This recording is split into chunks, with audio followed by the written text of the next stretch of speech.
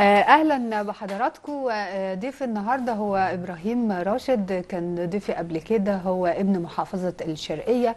طبعا بدأ حياته الغنائيه منذ الصغر، شارك في العديد من المسابقات، لكن طبعا البدايه الحقيقيه بتبقى بفكره الاعتماد من الاذاعه المصريه. تم اعتماده كمبتهل، وايضا انضم لدار الاوبرا المصريه وهو عضو في فرقه نويرة. والحقيقه طبعا هو فاز بجائزه قلت لي زويل للابداع، وطبعا فاز بالعديد من الجوائز، وهو صوت مميز، صوت بيغني الشرقي كده، عنده احساس مختلف. اسمحوا لي ارحب بيه واقول له منورني النهارده. اهلا بيك. اهلا بحضرتك واهلا بالساده المشاهدين وكل سنه وحضرتك طيبه وانت بألف بمناسبه خير. حلول شهر رمضان المعظم. وانت بألف خير ابراهيم. ابدأ معاك من البدايه. البدايه مين اللي ساهم فيها، بابا ولا ماما؟ والله الاثنين يعني. بجد؟ الاصوات. كانوا داعمين ليك قوي. الوالد قارئ قران هايل. كريم عنده الموهبه اه. الدينيه، مم. والوالده تبقى برضه صوتها كويس عشان جدي رحمه الله كان مبتهل كان اكيد قارئ قرآن، للقرآن. حافظ القرآن في حضرتك. كان زمان كتاب كده على المصاطب وانت الفلاحين. حفظت طيب القرآن الحمد وانت لله صغير؟ من الصغر يعني. لازم، على اساس ده بيدربك على السمع الجيد مخارج الألفاظ اه. وطبعا يعني اللي ملوش قرآن ملوش عنوان. بس البداية كانت في الابتهالات، ايه اللي خلاك تروح للغناء؟ صحيح انا يعني ايوه انسجمت حضرتك مع الليالي الدينيه اللي كانت بتتعمل في القريه الريفيه عندنا، تمام. وفي القرى اللي حوالينا الموالد. مم. كنت اسمع الناي، اسمع المزيكا، اه. ما كل يغني على شاكلته زي ما بيقولوا. صحيح. ولكن بقى ابتديت امدح في سيدنا النبي صلى الله عليه عليه وسلم، افضل الصلاة والسلام. واقدم الالوان المختلفه الشعبيه اللي هي قريبه من القلب. اه. زي مثلا احلى حروف الكلام لما بقول يما، الله. بمناسبه عيد الام يعني. طب ايه رأيك بقى تسمعنا حاجة؟ نبدأها بعيد الأم ولا تبدأها بأغاني عادية؟ مفيش احلى من الام يعني. يلا نقول. يلا. كلمات الدكتور عمرو لطيف ابن هاي. طنطا. فهنقول يا نسمة وقت السحر. يلا. أماه يا أماه يا أماه،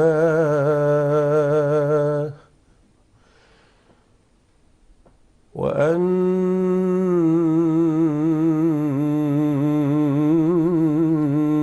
الغالية دوما يا أماه، وإن حل الشتاء فأنت شمسي، الله. وفي حر المصيف أراك ظلي، وإن حل الشتاء أراك شمسي، وفي حر المصيف أراك ظلي، وأنت سعادتي في كل بؤسي، وبعض البعض أنت وكل كلي، الله. على نغم الصفاء حضنت أمي، وذوبني الحنين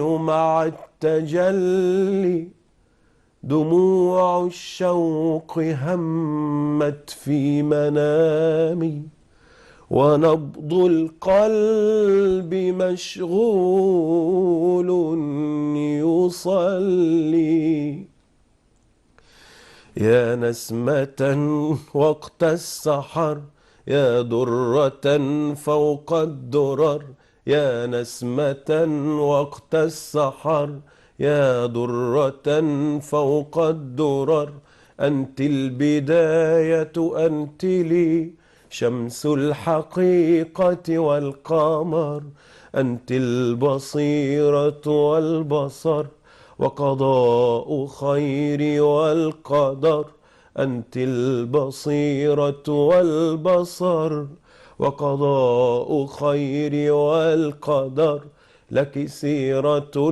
من حسنها، لك سيرة في حسنها، تتلى كما تتلى الصور، تتلى كما تتلى الصور، أماه قد غلب الهوى والقلب هم وقد نوى. أماه قد غلب الهوى والقلب هم وقد نوى. والصبر أرق مهجتي يا طب روحي والدواء.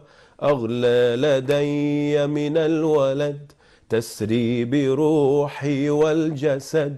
أغلى لدي من الولد تسري بروحي والجسد.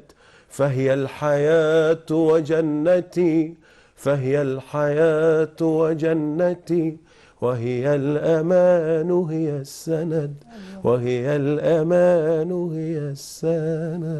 الله الله.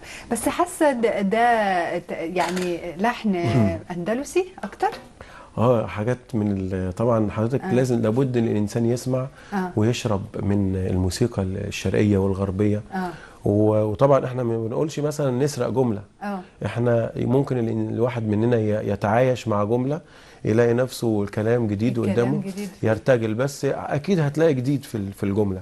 يعني انت ليك قناه على اليوتيوب؟ ليك متابعين؟ قناه الفنان ابراهيم راشد. الناس لسه بيحبوا يسمعوا القديم يا ابراهيم؟ والله دار الأوبرا المصرية بيحضرنا شباب جميل بيتذوق. يعني حضرتك أنا بحب أتكلم باللغة العربية شوية طبعا، ولكن أنا مش هبقى زي الناس يعني المتمكنة في اللغة العربية. ولكن من كثرة إن أنا بقول ابتهالات دينية عبر يعني أسير الإذاعة المصرية في التخطيط الديني اللي هو له يعني بقول هضبة الإذاعة المصرية. طبعا. التخطيط الديني في الإذاعة الأستاذ علي مسعود والنخبة اللي حواليه بصراحة بيسهروا حضرتك في الفجر علشان يمتعوا المستمعين، عشان أذان الله يطلع في الفجر. لا وبعدين احنا بننتظر ده كمان في فترة رمضان. كلنا يعني لازم نسمع الإذاعة المصرية، سواء يعني وقت المغرب ما نفطر وكمان وقت ما يجي وقت السحور كلنا ننتظر يعني عايز أقول الإذاعة لحضرتك المصرية. إن الإذاعة شغالة دايركت مدى الأعوام. صحيح يوميا. صحيح. التلفزيون المصري بينقل بس في رمضان يعني. طب أنا عايزة أسألك على حاجة، اعتمادك في الإذاعة والتلفزيون ده مثل نقلة في حياتك؟ والله نقلة جميلة جدا، لأن أنا معتمد مطرب ومعتمد مبتهل. اتنين الاثنين دخلت، دي لجنة ودي لجنة. 2002 مطرب و2003 مبتهل. تمام.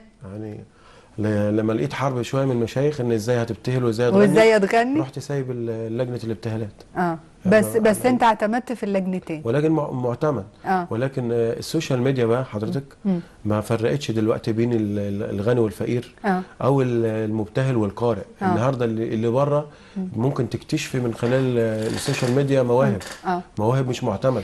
انت فاكر لما سيد النقشبندي يعني بليغ لحن له حوله لمطرب مش مبتهل، وخلى سيد النقشبندي مولاي دي يعني ليه باقيه الى الان؟ لان اللحن والاداء بيأدي كمطرب. وان شاء الله كمان هغنيها باذن الله في دار الاوبرا يوم 7 ابريل.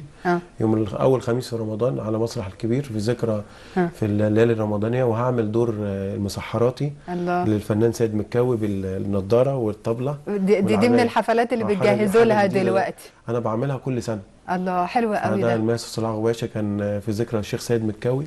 قال ايه رايك نعمل دور كذا؟ دور المسحرات حلوه قوي. قلت له بصراحه يا مايسترو انا مش هينفع البس نضاره. يعني هركز في العبايه ولا هركز في الطبله ولا هركز في الكلام. لغايه لما حضرتك انا تقمصت الشخصيه اللي انا فعلا كفيف. اصل التدريب على الاداء ده تدريب ان المطرب يبقى مركز في صوته بالظبط، وبعدين جمال صوته بس. لكن يعني الكلمات حضرتك هو عمل 30 ليله زي ما حضرتك الناس يعني الشاعر صلاح جاهين او الكاتب اللي كتب له 30 ليله رمضانيه. فؤاد حداد. ايوه الشاعر فؤاد حداد حضرتك. اصل الاستاذ صلاح جاهين كان تحس ان هم تيبيكال ليالي واحده بالظبط اللون واحد. فالشاعر فؤاد حداد حتى يعني بحيي الفنان محمود حميده على الهوا كان عرفنا عليه الموسيقار رحمه الله عبده داغر. قال لي انا عايزك تحفظ اشعار الفنان فؤاد حداد. طبعا تفاجأت لقيت الفنان محمود حميده حافظ طبعا ده كان بيأديها في الأمسيات الثقافيه. طبعا محمود حميده في الفنان المثقف. فهو بقى يقرا لي تفاجأت يعني حضرتك ان هو يعني متمكن طيب. جدا في الكتاب. ايه رأيك نسمع حاجة؟ نقول حاجة للشيخ سيد مكاوي ولا يلا. نقول؟ لا انت قلت لي النقشبندي، هسمعك حاجة للنقشبندي. ما نخليها مفاجأة للجمهور في طب يلا. الحفلة. نقول يلا. انه عشان رمضان بقى نقول طب اصحى يلا يا عشان نايم. الوقت لا يسرقنا. اصحى يا نايم، اصحى وحد الدايم،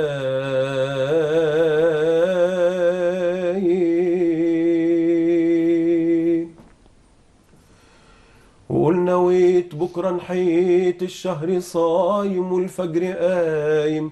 اصحى يا نايم يا نايم اصحى، وحد الرزاق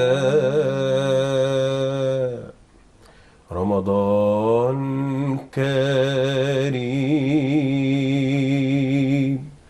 في الثقافية القعدة حلوة والله وهنية، بالنادي ربي إله كريم.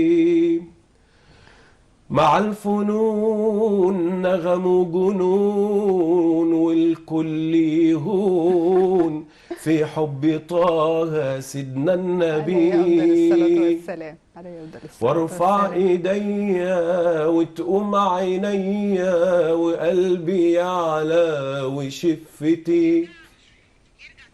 يا حي باقي اسمع دعائي واغفر لي ضعفي وخفتي. يا رب عطفك انا لولا لطفك ايدي ما تمسكش دفتي.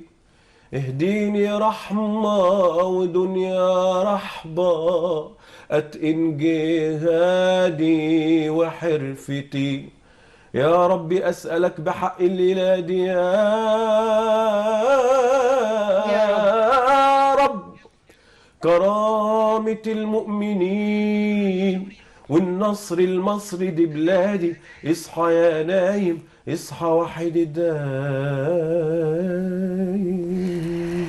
إبراهيم راشد نورتني، شكرا ليك، ميرسي لوجودك النهارده، كل سنة وانت طيب. شكرا مشاهدينا، دي كانت آخر حلقة لينا في هذا الشهر. نتقابل مع حضراتكم في تون ولون في شهر رمضان. انتظروني أنا والزميلة غادة وفريق العمل. شكرا لحضراتكم.